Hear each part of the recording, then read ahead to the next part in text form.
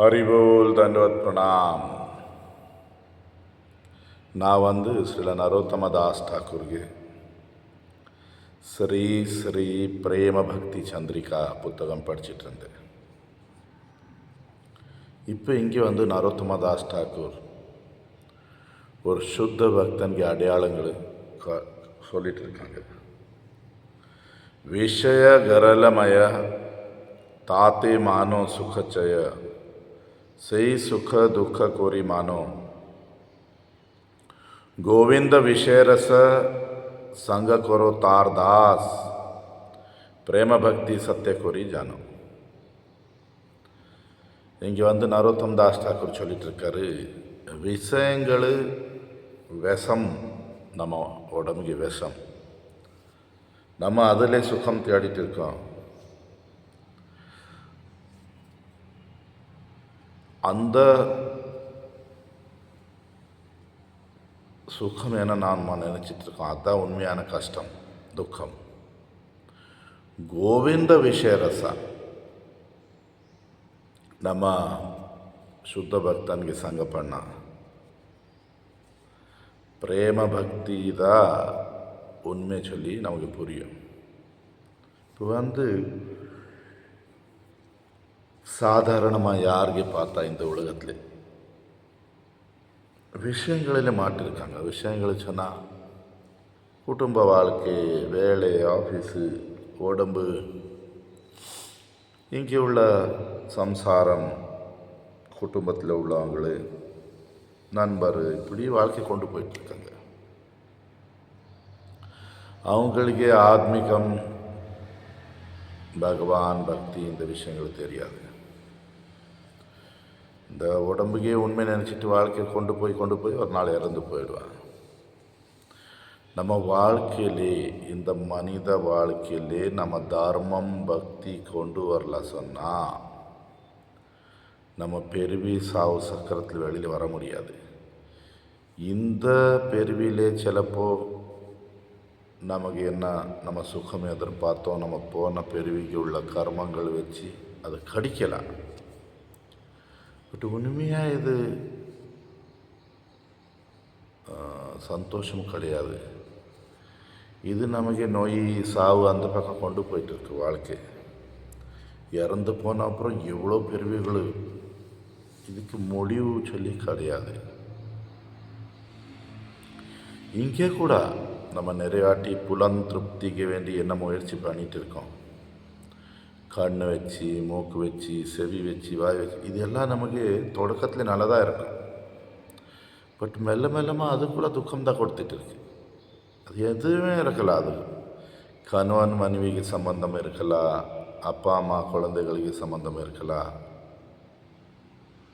Office வேலை இருக்கலாம், business இருக்கலாம், நமக்கு கவலை, பயம், கோபம்,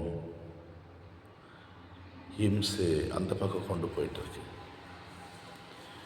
பக்தி சொன்னால், தர்மம் சொன்னால் குடும்ப வாழ்க்கை விடுறது, சம்சாரம் விடுறது, அப்படியெல்லாம். பக்தி சொன்னால் நம்ம வாழ்க்கையில் கிருஷ்ணருக்கு கொண்டு வருது, பகவான் நாமம் பண்ணுறது. கோவிந்தனுக்கு விஷயரச சொன்னால் இது 5 எடுத்து வெளியில் போட முடியாது. நான் இனி முதல் சாப்பிட மாட்டேன், நான் கண்ணை பார்க்க மாட்டேன், யாருக்கு பார்க்க மாட்டேன், எதுவுமே வேறு விஷயம் கேட்க மாட்டேன், அப்படி பண்ண முடியாது.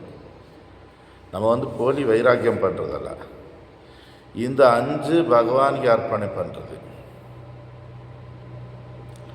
கண் வச்சு பகவானுக்கு அழகு ரசிக்கிறது, செவி வச்சு பகவானுக்கு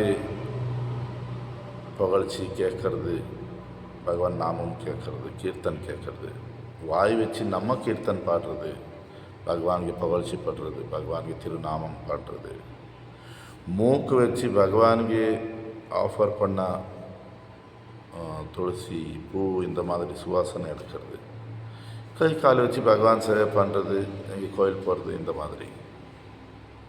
இப்போது ஒரு பூச்சி இருக்குது, பூச்சிக்கு வெளிச்சம் பிடிக்கும், அது வெளிச்சம் தேடி தேடி தீயிலே போய் சத்திட்டு இருக்கு.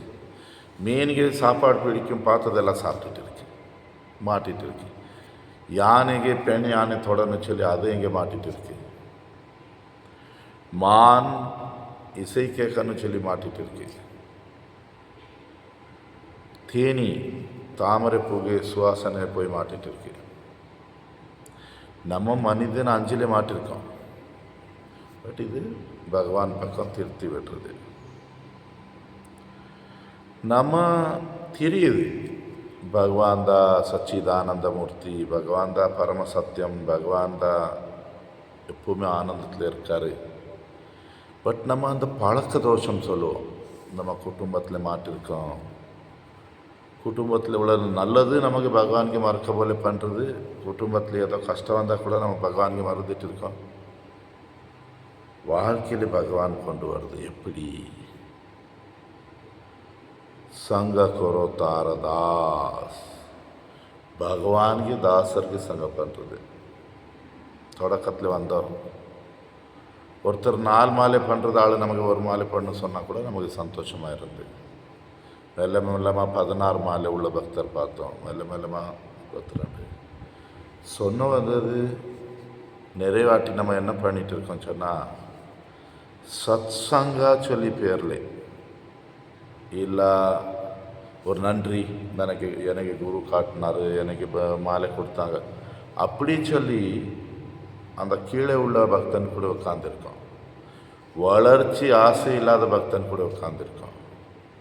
இல்லை நிறைவாட்டி அபராதம் பண்ணது பக்தன், அவனுக்கு எப்படி பக்தன் சொல்கிறது? சரி, அபராதம் பண்ணிகிட்ருக்கார் ஒருத்தர், அவர் கூட நம்ம இருக்கோம். இல்லை எனக்கு குரு அவர் தான் காட்டினார், இல்லை எனக்கு ஒரு டைமில் உதவி செய்தார். நம்ம அவர் கூட சண்டை போடணும், அவர் கூட அப்படி சொல்லலை. பட் நமக்கு பக்தியில் வளர்ச்சி ஆகணும்னு சொன்னால் நம்ம அந்த மாதிரி சங்கத்தில் வெளியில் வர வேண்டியவர்கள். இல்லை பக்தியில் வளர்ச்சி ஆகாது. நம்ம எப்படிப்பட்ட பக்தர் சங்கம் பண்ணிகிட்ருக்கோம், அது ரொம்ப முக்கியம். வேறே சும்மா அவரு ஜபம் பண்ணிகிட்ருக்காரு, நானும் ஜபம் பண்ணிகிட்ருக்கேன், அப்படி இல்லை. உண்மையான கிருஷ்ண பக்தன் சொன்னால் நமக்கு கிருஷ்ண பக்தியிலே முன்னாடி கொண்டு போவாங்க. இப்போ எப்படி முன்னாடி கொண்டு போவாங்க? பகவானுக்கு லீலைகள், பகவானுக்கு புகழ்ச்சி அவங்க வாயில் கேட்கும்போ நம்ம ஹரிநாம கூடிட்டு இருக்கு, நம்ம சம்சாரத்தில் உள்ள பற்றுதல் குறைஞ்சிட்டு இருக்கு,